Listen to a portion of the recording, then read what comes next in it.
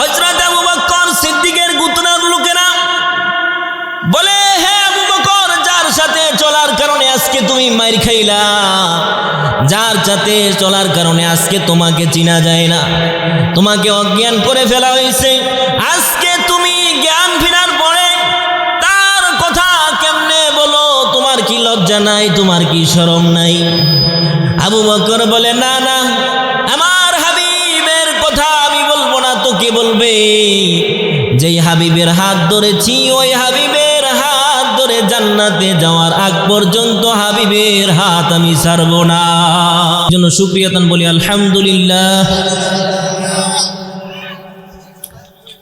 আমি আপনাদের সামনে কোরআনুল করিম থেকে একখানা আয়াতে কারিমা তেলাওয়াত করেছি। আল্লাহ রাব্বুল আলামিন বলেন, কুল, হে নবী আপনি বলুন, ইন কুনতুম তুহিব্বুনাল্লাহ, তোমরা যদি আমি আল্লাহকে ভালোবাসতে চাও, আমি আল্লাহকে যদি তোমরা মোহাব্বত করতে চাও, ফাত্তাবিউনি, তাহলে তোমরা আমি নবীর অনুসরণ করো। বলেন সুবহানাল্লাহ। ইউহিব্বুকুমুল্লাহ, আমি নবীকে যদি মোহাব্বত করো, আমি নবীকে যদি ভালোবাসো, এই ভালোবাসাই হবে আল্লাহর ভালোবাসা। বলেন সুবহানাল্লাহ। ওয়াগফিরু লাকুম যুনুবাকুম আল্লাহু গফুরুর রহিম। আল্লাহ তাআলা বলেন, যারা আমার নবীকে মোহাব্বত করবে, ভালোবাসবে, ওই ভালোবাসাই হবে আল্লাহর ভালোবাসা। আর আল্লাহর ভালোবাসা যাদের অন্তরে থাকবে, রব্বুল আলামিন বলেন তাদের জিন্দেগীর সমস্ত গুনাহগুলো আমি আল্লাহ মাফ করে দিব। আমি আপনাদের সামনে রাসূলের মুখ নিঃসৃত বাণী থেকে একখানা বাণী তেলাওয়াত করে শুনিয়েছি। রাসূল বলেন, লা ইউমিনু আহাদুকুম হাত্তা আকুনা হাব্বা ইলাইহি মিন ওয়ালিদিহি ওয়া ওয়ালাদিহি ওয়ান নাসি আজমাইন। বিশ্বনবী রহমাতুল্লিল আলামিন বলেন, তোমাদের মধ্যে কেউ মুমিন হতে পারবে না। হাজী বলেন, গাজী বলেন, মাস্টার বলেন, এমবিবিএস ডক্টর বলেন, আলেম বলেন, মুহাদ্দিস বলেন, যাই বলেন না কেন, কেউ মুমিন হতে পারবে না।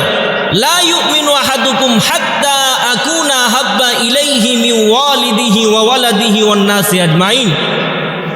যতক্ষণ না তোমরা আমি নবীকে তোমাদের মা বাবার চাইতে, তোমাদের সন্তানের চাইতে, এমনকি পৃথিবীর যত মানুষ আছে সব চাইতে আমি নবীকে ভালোবাসতে না পারবা, ততক্ষণ পর্যন্ত তোমরা মুমিন হতে পারবা না। তাহলে মুমিন হতে গেলে আমার হৃদয়ে আমার মা বাবার চাইতে নবীর ভালোবাসা বেশি থাকতে হবে। বলেন সুবহানাল্লাহ। আর আমার দিলের ভিতরে আমার সন্তানের চাইতে নবীর ভালোবাসা বেশি থাকতে হবে। কি বলেন, ঠিক না বে ঠিক? এমন সমস্ত যত মানুষ আছে এর ভিতরে আমার দলের নেতা আছে। কি বলেন, আছে না নাই? নেত্রী আছে, সব আছে, ব্যবসা প্রতিষ্ঠান আছে, দুনিয়ার যা কিছু বলেন চাকচিক্য, সব কিছুর মোহাব্বত, টাকার মোহাব্বত, নারীর মোহাব্বত, গাড়ির মোহাব্বত, সব মোহাব্বতের চাইতে আমার দিলের ভিতরে কার মোহাব্বত বেশি হতে হবে? নবীর মোহাব্বত। কার মোহাব্বত? আমার কথা আপনারা বুঝতেছেন? নবীর মোহাব্বত বেশি হতে হবে। নবীর মোহাব্বত যদি বেশি থাকে তাহলে আমি মুমিন। আর যদি নবীর মোহাব্বত অন্তরে কম থাকে, বুঝতে হবে আমি এখনো পর্যন্ত মুমিন হতে পারি নাই। কি বলেন, ঠিক না বে ঠিক? তাহলে মুমিন হতে হলে শর্ত কি? দুনিয়ার সব চাইতে, সব কিছুর চাইতে আমার অন্তরে সকলের চাইতে নবীর মোহাব্বত বেশি হতে হবে। ঠিক না? যেমন সাহাবায়ে কেরাম নবীকে মোহাব্বত করতেন, ভালোবাসতেন।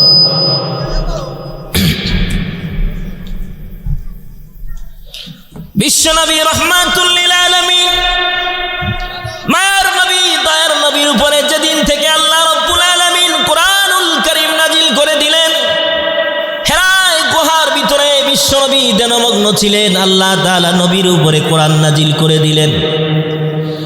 নবী আমার বাড়িতে আসলেন, আসার পরে খাদিজা রাদিয়াল্লাহু তাআলা আনাকে ডাক দিয়া বলে, জাম্মিলুনি জাম্মিলুনি,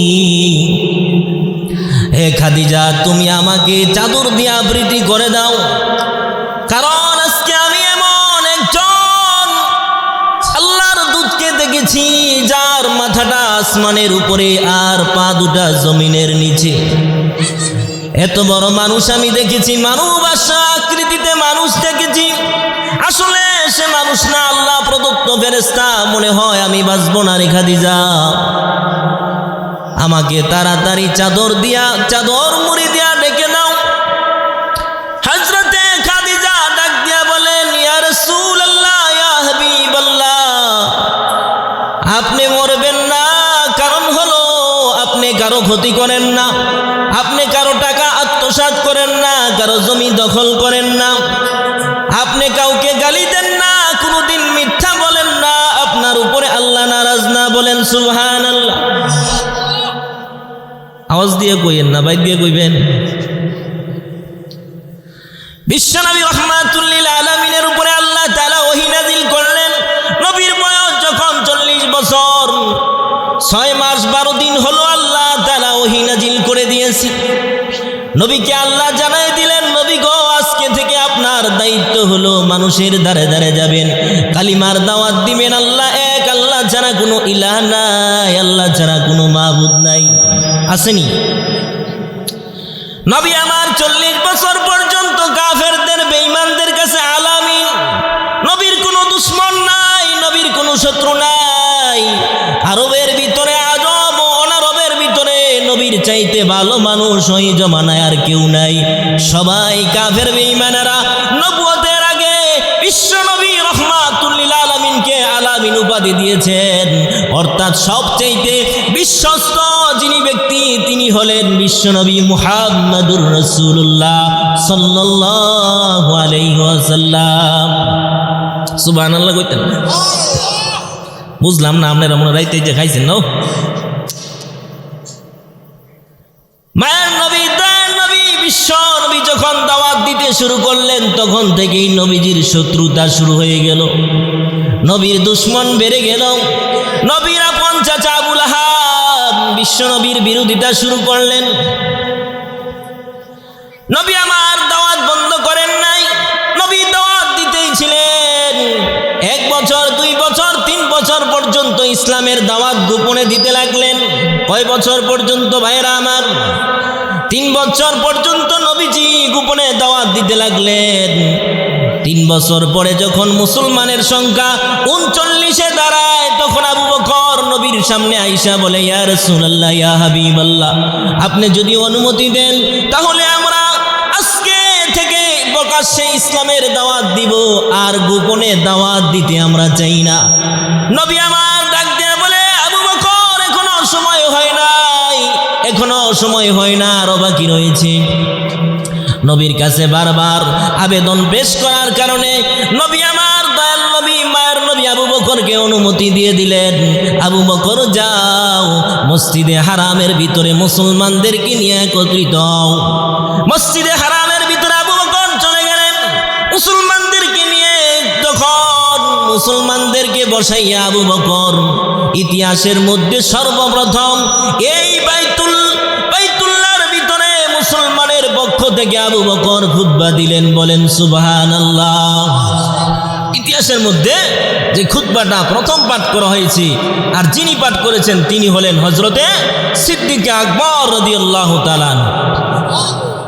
আবু বকর যখন খুতবা পড়তে শুরু করে দিলেন, কাফের মুশরিক বেঈমানের দলেরা চতুর্দিক থেকে মসজিদের ভিতরেই মুসলমানের উপরে আত্মঘাতী হামলা শুরু করে দেয়। বলেন নাউজুবিল্লাহ। প্রত্যেকের উপরে হামলা চালায়, বিশেষ করে আবু বকরকে টার্গেট করা হয়। আবু বকরকে এমন মার মারে, এত পরিমাণ আবু বকরের উপরে অত্যাচার করা হয়, আবু বকরের চেহারা চিনা যায় না, সাহাবীরা আবু বকরকে চিনতে পারে না। আবু বকর বেহুশ হয়ে পড়ে গেলেন। আবু বকরের গোত্রের লোকেরা, বনু তামিম গোত্রের লোকেরা খোঁজ পেয়েছে, খবর পেয়েছে আবু বকরকে মেরে কাফের মুশরিকের দলেরা তারা আবু বকরকে মেরে জখম করে ফেলেছে। আবু বকর বেহুশ হয়ে পড়ে আছে। আবু বকর যখন কাবা ঘরের ভিতরে বেহুশ অবস্থায়, বনু তামিমের লোকেরা তাকে বাড়িতে নিয়ে আসে। দুপুর হয়ে গেল, আবু বকরের জ্ঞান ফিরে না। বিকাল হয়ে গেল, আবু বকরের জ্ঞান ফিরে না। সন্ধ্যা হয়ে গেল, আবু বকরের জ্ঞান ফিরে না। বনু তামিমের গোত্রেরা ঘোষণা দিয়ে দিল, যদি আবু বকরের আজকে কিছু হয়ে যায় তাহলে উতবা ইবনে রবিয়াকে আমরা হত্যা করে ফেলবো। ঘোষণা দিয়ে দিচ্ছে যে উতবা ইবনে রবিয়া যে মুসলমানের উপরে সবচেয়ে বেশি অত্যাচার করেছে। সন্ধ্যাবেলা আবু বকরকে ডাক দেয়, ও আবু বকর তুমি কোথায়, উঠো না কেন, উঠো। আবু বকরকে বারবার ডাকার পরে আবু বকরের জ্ঞান ফিরে আসে। বলেন সুবহানাল্লাহ। আবু বকর যখন জ্ঞান ফিরে এসেছে, আবু বকর সাথে সাথে জ্ঞান ফিরার সাথে সাথে সর্বপ্রথম যেই কথাটা বললেন সেই কথাটা হলো, আবু বকর ডাক দিয়া বলে, আমার মায়ের নবী, দয়ার নবী, মদিনার কামলিওয়ালা নবীর অবস্থা কেমন আছে? আমার নবী কি অবস্থায় আছে? আমার নবী কি সুস্থ আছে না অসুস্থ আছে? আমার কলিজার নবী কি অবস্থা? এটা তিনি বললেন। বলেন না সুবহানাল্লাহ। জ্ঞান ফিরার সাথে সাথেই বললেন আমার নবীর কি অবস্থা। তো নবীর কি পরিমাণ প্রেম ছিল, কি পরিমাণ ভালোবাসা ছিল, যে প্রেমের কারণে জ্ঞান ফিরার সাথে সাথে বলে নাই আমার মা কেমন আছে, বাবা কেমন আছে, আমার সন্তান কেমন আছে, এই কথা বলে নাই। বলছে কি আমার নবী কেমন আছেন। সুবহানাল্লাহ কইতেন না? এই প্রেম আসেনি আমাদের অন্তরে? আছে? এই প্রেম তৈরি করতে হইব। হযরত আবু বকর সিদ্দিকের গোত্রের লোকেরা বলে, হে আবু বকর, যার সাথে চলার কারণে আজকে তুমি মাইর খাইলা, যার সাথে চলার কারণে আজকে তোমাকে চিনা যায় না, তোমাকে অজ্ঞান করে ফেলা হয়েছে, আজকে তুমি জ্ঞান ফেরার পরে তার কথা কেমনে বলো? তোমার কি লজ্জা নাই? তোমার কি শরম নাই? আবু বকর বলে, না না, আমার হাবিবের কথা আমি বলবো না তো কে বলবে? যেই হাবিবের হাত ধরেছি ওই হাবিবের হাত ধরে জান্নাতে যাওয়ার আগ পর্যন্ত হাবিবের হাত আমি ছাড়ব না। আবু বকর সিদ্দিকের মা ডাক দিয়া বলে, উম্মে খাইর, বাবা খানা খাও। সকালেও কিছু খাও নাই, দুপুরেও খাও নাই, বাবা সন্ধ্যা হয়ে গেছে, কিছু খাবার খেয়ে নাও। আবু বকর ডাক দিয়া বলে, মা, খোদার কসম করে বলি মা গো, যতক্ষণ না পর্যন্ত আমি আমার নবীর খবর না জানবো ততক্ষণ পর্যন্ত আমি আর আমার পেটের ভিতরে কোনো খাবার দিব না। মা ডাক দিয়া বলে, আমি নবীজির খবর কিভাবে নিতে পারি? বলল, উমরের বোন উম্মে জামিলের কাছে আপনি চলে যান। উম্মে জামিলকে ডাক দিয়া বলেন, উম্মে জামিলের কাছে আমার দয়াল নবীর খবর আপনি পেয়ে যাবেন। মা বেচারি সন্তানের এই মুমূর্ষ অবস্থায় দৌড়ে উম্মে জামিলের বাসায় চলে গেল।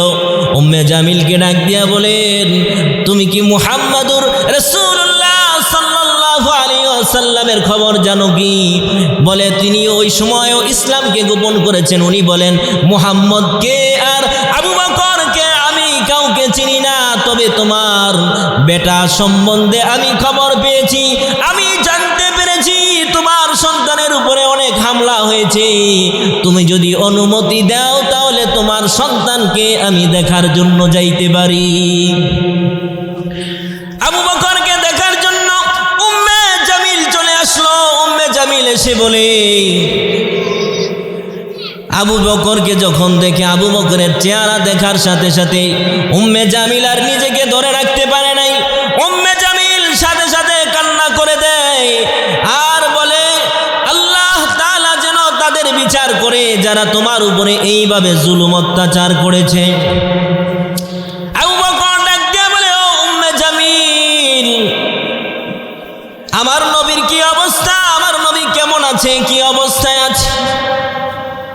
উম্মে জামিল ডাক দিয়ে বলে, আবু বকর, আমার মায়ের নবী, দয়ার নবী সুস্থ আছেন, ভালো আছেন, আমার নবীর কিছু হয় নাই। আমার নবী এবং সাহাবায়ে কেরামগণ হযরত আরকাম রাদিয়াল্লাহু তাআলা আনহু হুর ঘরে অবস্থান করতেছেন। বলেন সুবহানাল্লাহ। এই খবর দেওয়ার পরে মা ভাবতেছিলেন মনে হয় এই খবর পাওয়ার পরে আমার সন্তান খানা গ্রহণ করবে, আমার সন্তানের দিলটা একটু শান্ত হবে। আবু বকরকে আবার খানার জন্য পিরাপিরি করতেছে মা। যখন আবু বকরকে ডাক দিয়ে বলে, আবু বকর খানা খাও। আবু বকর বলে, খোদার কসম করে বলি রে মা, যতক্ষণ না পর্যন্ত আমি আমার দয়াল নবীর চেহারা মোবারক না দেখব, ততক্ষণ পর্যন্ত আমি আমার পেটে খানা দিব না। আল্লাহু আকবার। সামনে আসুন। হযরত আবু বকর রাদিয়াল্লাহু তাআলা আনহুর মা রাত্রি যখন গভীর হয়, 12টা-1টা বেজে যায়, কাফের বেঈমান মুশরিকের দলেরা যখন ঘুমিয়ে যায়, ওই রাত্রে কনকনে শীতের রজনীতে হযরতে আরকাম রাদিয়াল্লাহু তাআলা আনহুর ঘরের দিকে মা আহত আবু বকরকে ধরে ধরে নিয়ে যায়। রাত্রি বেলায় আরকাম রাদিয়াল্লাহু তাআলা আনহুর ঘরের দরজায় গিয়ে টোকা দেয়, নক করে। আরকাম দরজাটা খুলে দেয়। খুলে দেওয়ার পরে আবু বকর নবীকে দেখার পরে, নবীও আবু বকরকে দেখার পরে কান্না জড়িত কণ্ঠে নবী বলতে থাকে, আবু বকর তোমার এই অবস্থা কাফেররা আজকে করেছে শুধু ইসলামের কারণে, দ্বীনের কারণে। তোমার কোনো অপরাধ নাই, তোমার কোনো অন্যায় নাই, এরপরেও তোমার উপরে এত জুলুম, এত অত্যাচার। শুনে রাখো, আল্লাহ তোমাকে এর বিনিময়ে জান্নাতের টিকিট দুনিয়াতে দান করে দিবেন। ভাইরা আমার, নবীজি বলল, আবু বকর এত রাত্রে কষ্ট করে কেন আসলা? আবু বকর বলে, মায়ার নবী গো, দয়ার নবী গো, এই কাফেররা আজকে আপনার নবীর ধর্ম ইসলাম ধর্ম গ্রহণ করার কারণে আজকে আমাকে এমন মার মেরেছে গো নবী।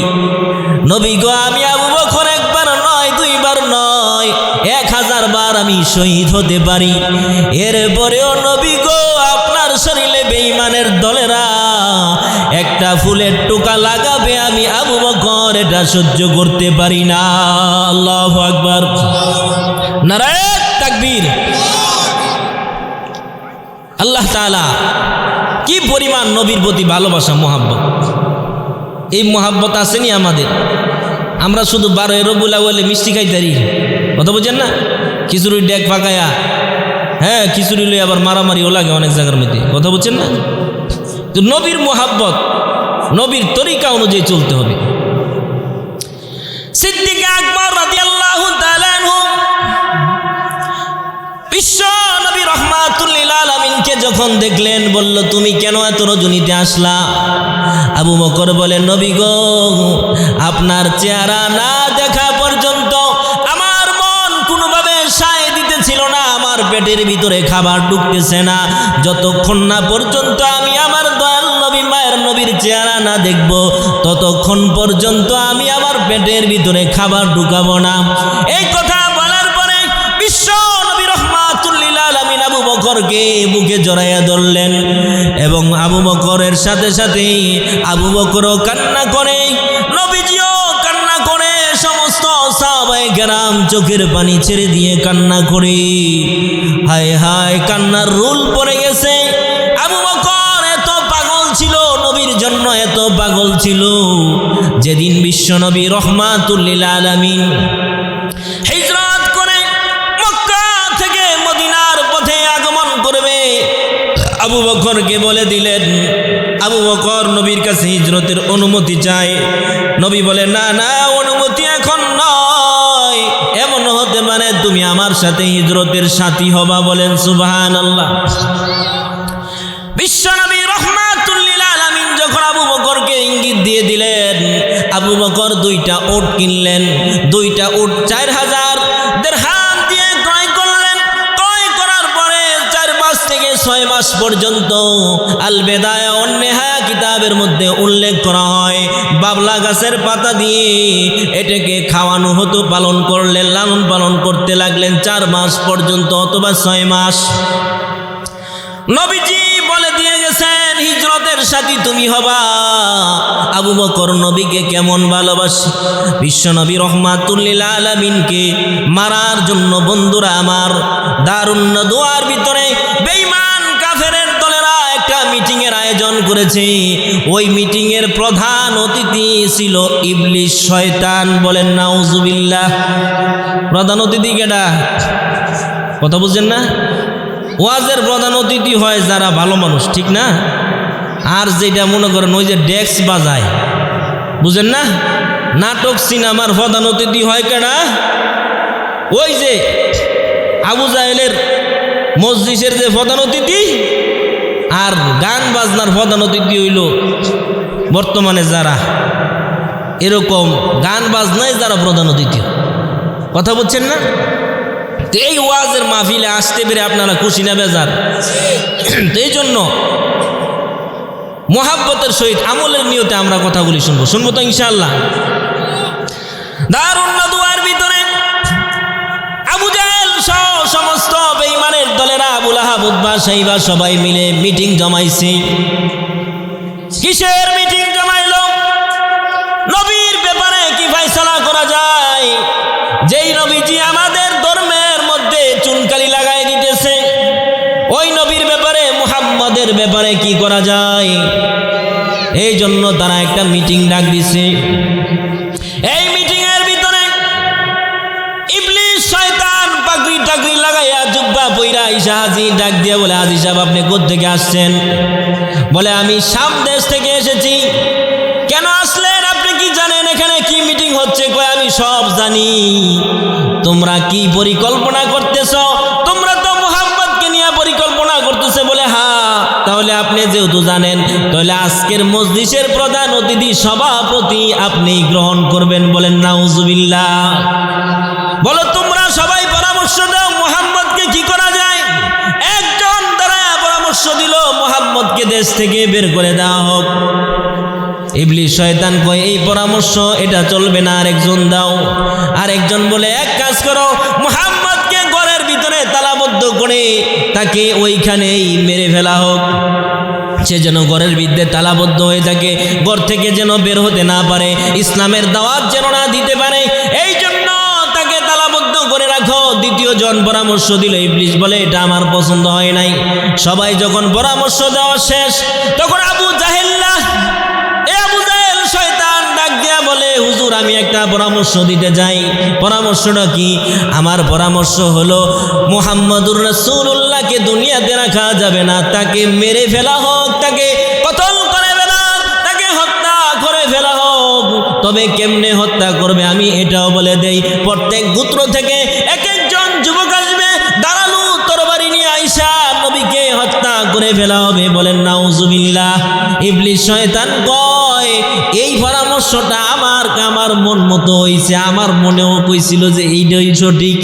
এটা কি কথা বুঝছেন না? এই পরামর্শ দেওয়ার পরে বন্ধুরা আমার, ভাইরা আমার, বলে আজকে রাত্রে মুহাম্মদুর রাসূলুল্লাহকে হত্যা করা হবে। বলেন নাউজুবিল্লাহ। রাত্র যখন গভীর হয় তারা পরামর্শ করলো যুবক বাহিনী, আজকের সমাজের যুবকরা যেমন নাকি ইসলামের পক্ষেও তরবারি ধরে, আবার কিছু যুবক আছে ইসলামের বিপক্ষেও তরবারি ধরে। বলেন ঠিক না বেঠিক? ইসলামের জন্য যারা শহীদ হয়, দেশের জন্য যারা শহীদ হয়েছে, দেখেছেন ওসমান হাদি দেশের জন্য জীবন দিয়েছে। বলেন না সুবহানাল্লাহ। এমন একজন বীর সৈনিক বাংলাদেশের জন্য একটা রহমত ছিল, যে কথা বলতে গিয়া কারো রক্ত চোখের পরোয়া করে নাই। এমন যুবক যদি আজকে ঘরে ঘরে হয়, তাহলে আশা করা যায় বেঈমানের বাচ্চারা এই দেশের দিকে রাত পাকা চোখে তাকাতে পারবে না। যদি তাকায়, খোদার কসম বাংলার যুবকেরা তার চোখগুলি উপরে দিবে। কি বলেন ঠিক না বেঠিক? এজন্য ভাইরা আমার, মুসলমানের কলিজা হতে হবে বড় কলিজা। এই শুরু কলিজা দিয়া মুসলমান মুসলমানিত্ব টিকানো যাবে না, কারণ মুসলমানের নাম শুনলে আগে বেঈমানেরা আগে কয়েক গ্লাস পানি খাইতো। কথা বলছেন না? আগে পানি খাইতো, কই হাই রে মুসলমান আইতেছে। কি আইতেছে? মুসলমান। বুঝেন তো, বাঘের বাচ্চা। আর অনেকেরই আছে এটি বিলের সাহেবতেও দুম। কথা বুঝছেন না? বিলের বাচ্চা, বুঝেন? কথা বুঝেন তো আমার? বিলে তো মেয়াও করলে একটু আওয়াজ শোনা যায়, আর এই বর্তমান মুসলমানের যে অবস্থা, এটি মেয়াও করলে বউ শোনে না। কথা বুঝছেন না? এই জন্য ভাইরা আমার, ইমান তরুতাজা করতে হবে। ইমান কি করতে হবে? বিশ্বনবী রহমাতুল্লিল আলামিনকে হত্যার পরিকল্পনা চলা হলো। নবীজি বিশ্বনবী রহমাতুল্লিল আলামিনকে আল্লাহ জিবরাইল আমিনের মধ্যে জানায় দিলেন, নবী গো, আজকে রাত্রে আপনাকে হিজরত করতে হবে, মক্কা ছেড়ে মদিনার উদ্দেশ্যে আপনাকে রওনা হতে হবে। নবীজি হিজরতের জন্য বের হয়ে গেলেন। রাত্রি বেলায় যখন রাত্রি গভীর হয়, বিশ্বনবী রহমাতুল্লিল আলামিন এক মুষ্টি মাটি নিয়া, হাতের মধ্যে মাটি নিয়া কুরআনুল কারীমের একটা আয়াত পড়লেন, ওয়াজআলনা মিন বাইনি আইদিহিম সাদ্দাও ওয়া মিন খালফিহিম সাদ্দান ফাগুশাইনাহুম ফাহুম লা ইবসিরুন।